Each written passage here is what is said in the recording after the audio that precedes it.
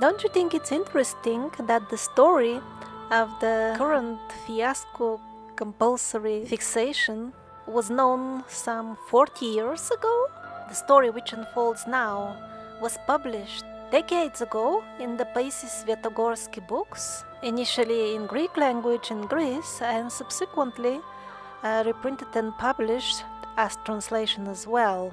These are just some of the numerous reprints of the dozens of books containing his letters, instructions, visions, knowledge given during conversations with people.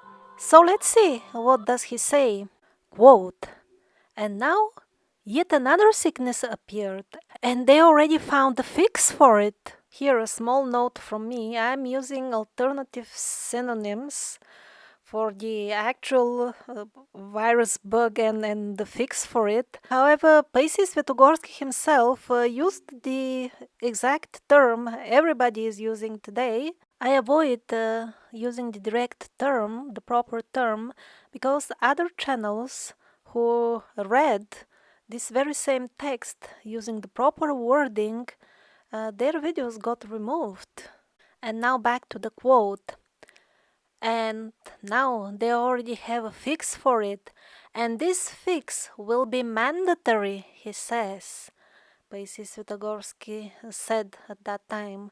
"And when they inoculated the people, at that time they will also stamp them with the mark of the beast."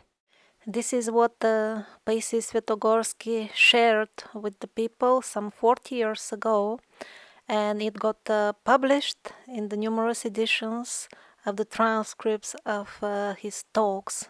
And then on the next page he continues, "Those who will not accept it, they will not be able to get employment and will be shunned from the society. And in this way, the Antichrist will use economic pressure of the system to control the entire earth. Those who accept the mark will suffer greatly, because when they get exposed to the sunlight, that will damage them in such a way that they will bite their tongues with pain, while those who did not accept it, they will be better off. Christ himself will help them and care for them." So the people with whom he was talking, they asked him, what will Christ do when he will help them afterwards, or what will happen? The saint replied that Christ will be helping them at that very same time. And the rest of the material in this chapter fully matches the description of the current situation. For example, he says, in America they have stamped already many dogs. A transmitter sends out radio waves and they keep track of the location of each and every dog. And when they spot a dog without such a transmitter, they kill it with laser beams. Now they are doing that to the dogs, later on they will do it to the people. And even back then, almost half a century ago, the saint said that already the first batches in Greece, where he lived, of TV sets are there which are capable of tampering with the thinking process of the unsuspected victim who thinks he's watching entertainment. And then further, the people who listened to him asked him, what if the person gets marked without knowing? And he replied that it will have the same effect, which is satanic possession of the soul.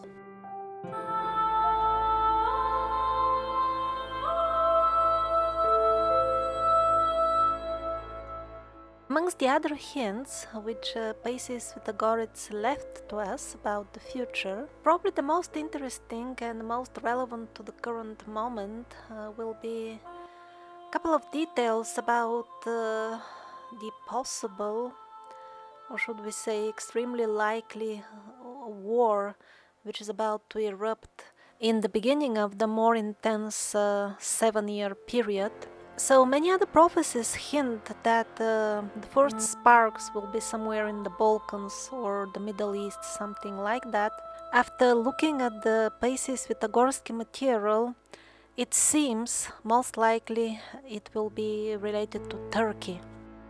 It seems that the initial small problem which will ignite the Great War will be a small strip of land for which Turkey and Greece will start quarreling, and then eventually Russia will intervene with its military and win. Although during the course of the military action that will seem unlikely, and take over Constantinople or Istanbul. Eventually, Turkey will cease to exist. It will be divided in 3 or 4 parts. The Armenians will take their part, the Kurds, they will take their lands.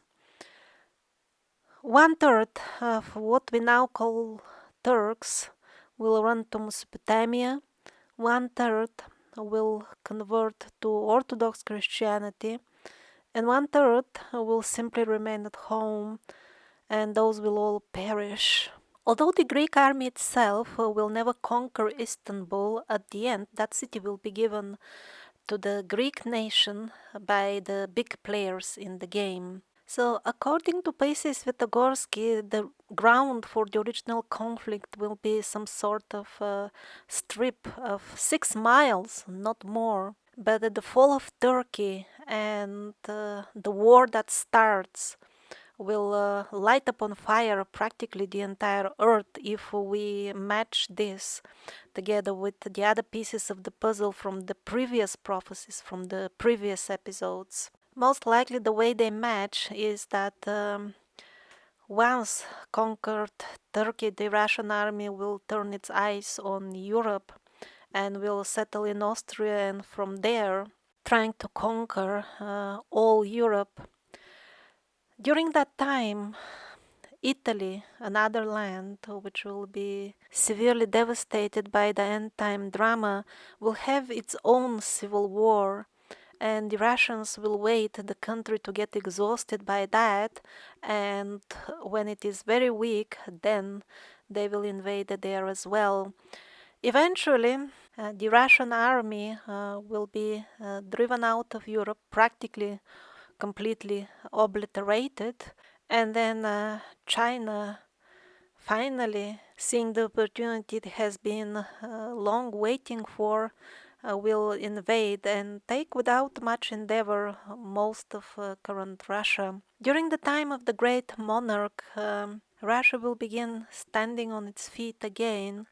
But will this last until the Antichrist takes over, or will it merge into the new earth where the current politic ideas and the very concept of division in countries will not even exist, at least in its current form? That we don't know.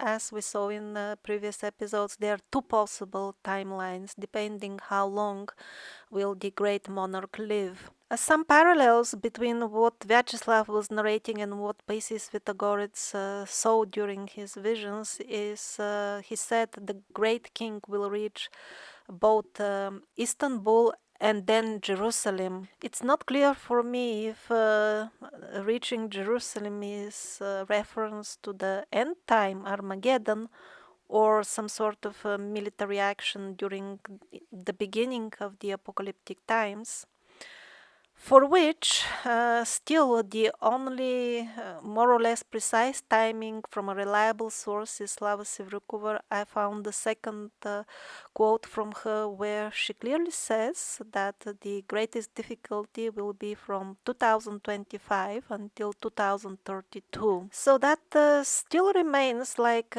some sort of likely to follow up the current events. For example, Paisis Vygotsky spoke about the river Euphrates. They will prepare it, I'm not sure who the politicians or the destiny, for the 200 million Chinese soldiers to cross on foot to reach Europe. So the way they will prepare Euphrates is by drying it up. Paisis Vygotsky said that it will start when Turkey puts too many dams on it, then the river will become weak and eventually cease to exist beyond that initial region. And in this video you can see that everything is going according to plan.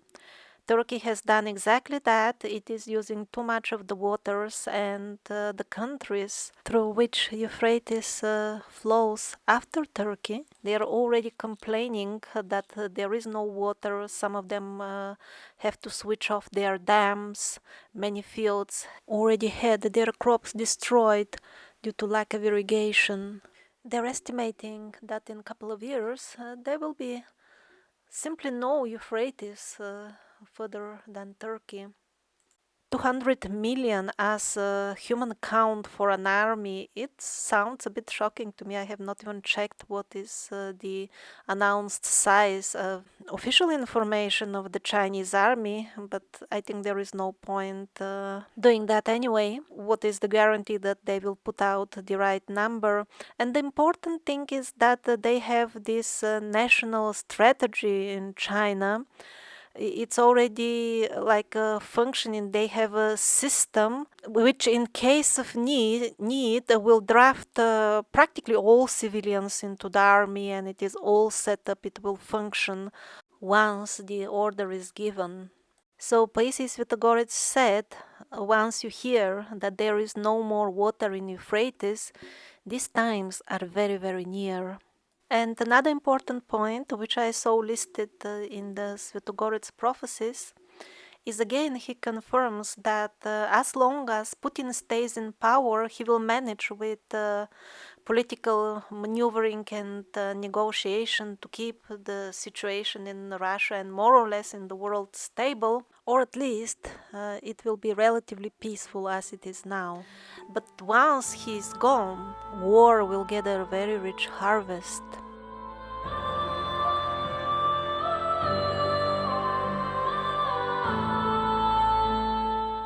So the name of the saint is Paisis Vytogorets. Vytogorets simply in English means from Mount Athos. Svetagora is the name of Athos in the Slavic languages. It means the sacred mount. Paisis was actually born in a very ordinary Greek secular family. He studied building, he went to the army, and after that, in young age, he simply decided to become a monk and went to Svetagora, Athos, the home of the famous Our Lady of Iveron, which is said to have descended from the skies in a pillar of fire, and that's how she will return to the skies. He explained that after this war at Istanbul, then they will start hunting down the good people who have not betrayed the good Lord. There will be still some good monks remaining at that time in Athos, and he left a prophecy for them, for the signs that they have to look for to leave the place before the ocean swallows it. That's what the Lord will arrange so that it does not get further polluted and disgraced by the Satanists. Before that happens, the icon will return to the skies in this pillar, and at that time even the churches will bow down to it, and all this will be broadcasted for TV.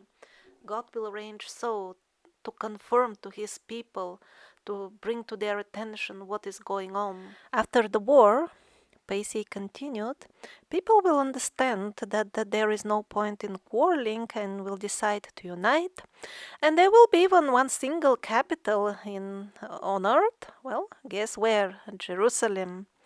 Guess who will rule from there? He says everything will be under the control of the beast. And his main chambers will be, guess where, also Brussels, the chamber of hell. So this is the third hint we find in the prophecies that the Dajjal character will be the gangster-in-chief in the chamber of hell of the unholy European Union in Brussels.